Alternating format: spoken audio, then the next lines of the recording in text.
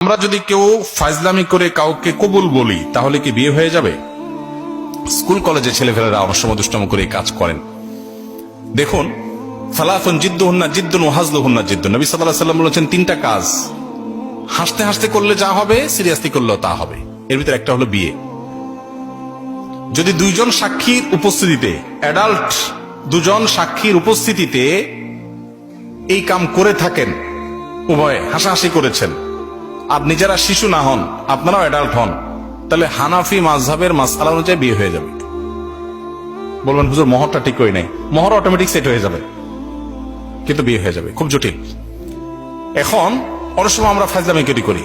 এখন কেউ নাটক সিনেমাতে অভিনয় করার জন্য করছে, সেটাও যদি দুজন সাক্ষীর সামনে করে, ওই ব্যাকল জানে না যদি আবিয়াত্তা হয়ে থাকে বিয়ে হয়ে যাবে, আর যদি বিবাহিত হয় তাহলে তার কোনো উপায় নেই।